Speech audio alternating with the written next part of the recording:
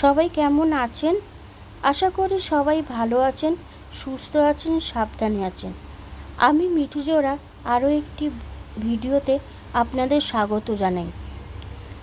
তার আগে আপনাদের একটা কথা বলে রাখি, আমি আমার চ্যানেলটির নাম পরিবর্তন করেছি। আগে তো আপনারা জানেন, যারা আমার ভিডিও দেখেন, আগে আমার চ্যানেলটির নাম ছিল মৌমিতা লাইফ অ্যান্ড স্টাইল। এখন চ্যানেলটির নাম পরিবর্তন করে আমি রেখেছি আমি মিঠু জোড়া। নামটা কেমন হয়েছে অবশ্যই কমেন্টে জানাবেন। আপনারা তো জানেন, কলকাতা সহ পার্শ্ববর্তী জেলাগুলোতে কাল রাত্রির থেকে প্রচুর পরিমাণে বৃষ্টি হচ্ছে, আর বৃষ্টিতে সমস্ত জায়গায় জলমগ্ন হয়ে পড়েছে। তেমনি আমাদের এলাকাটাও জলমগ্ন হয়ে পড়েছে। দেখছেন বেরিয়ে আমার বাড়ির সামনে কতটা জল।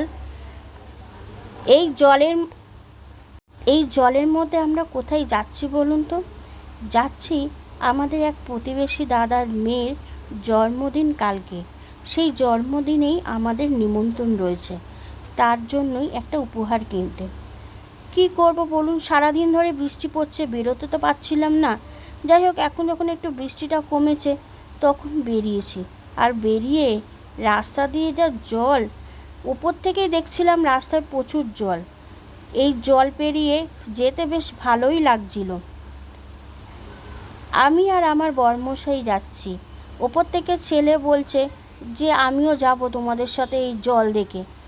এই সব জল দেখলে, রাস্তায় জল জমলে খুব বেড়াতে চায়, কিন্তু আমি বললাম যে না, এখন তুমি ওপরেই থাকো, তোমাকে এই জলে নামতে হবে না।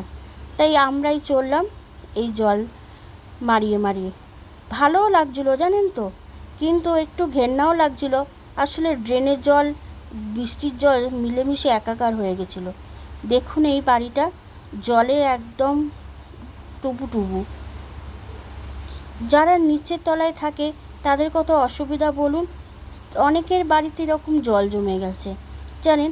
একটা সময় আমার এই জল দেখে মনে পড়ে যায়, আমরা যখন এই আশেপাশেই একটা বাড়িতে ভাড়া থাকতাম, আমাদের ঘরের ভেতরই জল ঢুকে গেছিলো।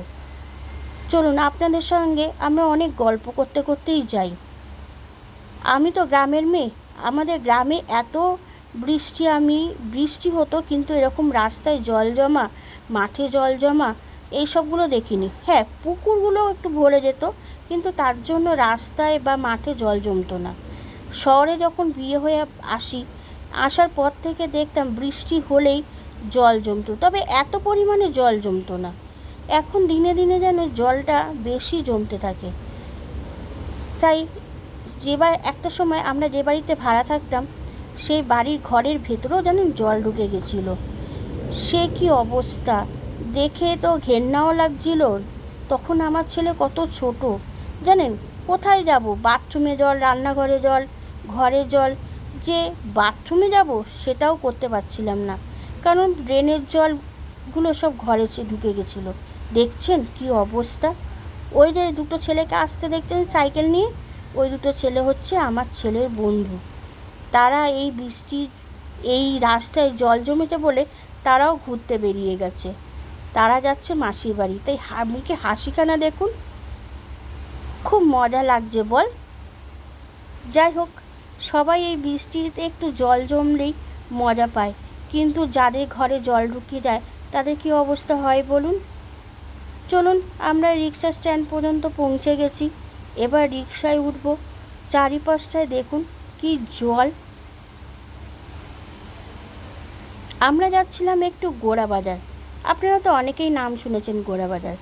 দেখুন, গোড়া বাজারে যেই ঢুকেছি, রাস্তায় কত জল, মানে গোড়া বাজারেও জল ভর্তি। আমাদের এই দমদম এলাকায়, আপনাকে তো বলতেই ভুলে গেছি আপনাদেরকে, আমি তো দমদমে থাকি। আমার বাড়ি হচ্ছে দমদম মল্লরে। সেই সব জায়গায় দমদম, হলদিরাম, নিউ টাউন, সমস্ত জায়গায় জল, মানে আমরা জলের মধ্যেই বাস করি। দেখুন কি পরিমাণে জল। এটা হচ্ছে ধোপা পুকুর। ধোপা পুকুরটাও পুরো জল ছাপিয়ে মাঠটাটগুলো, পার্কটাটগুলো ভরে গেছে। তাই বলছিলাম যে ধোপা পুকুরে জলও উঠে এসছে। দেখেছেন কত জল,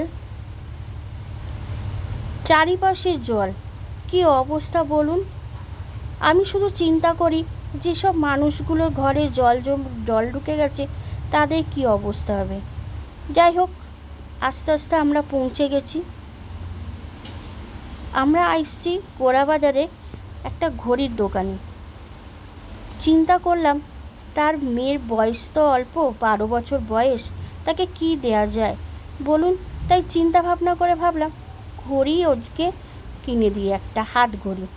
তাই সেই দোকানেই চলে এলাম। এই রে সেই দোকানটা, বাবা রে কত জল, দোকানে ঢুকবো কী করে। তার উপরে অসুবিধা হয় কি জানেন তো, ড্রেনগুলো বোঝা যায় না। যাই হোক, দেখুন চারিপাশে কত ঘড়ি। আমরা আমাদের দাম বলাতে উনি আমাদেরকে এই বেল্টের ঘড়িগুলো বার করলেন, দেখালেন। এই বেল্টের ঘড়িগুলো ভালো লাগছিল না। তারপরে মেয়েটাও বয়স অল্প, বাচ্চা মেয়ের হাতে এই ঘড়ি ভালো লাগে।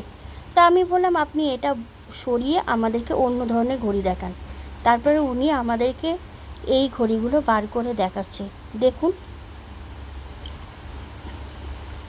তবে এই গোল্ডেন কালারের ঘড়িগুলো নেব না, বাচ্চা মেয়ে তো। এই গোল্ডেন কালারগুলো বললাম, দেখলাম ভালো লাগলো, আপনি সরিয়ে দিন। দেখছিলাম এইগুলো, এখন বাচ্চা মেয়েরা তো সব অন্য ধরনের ঘড়ি পরে।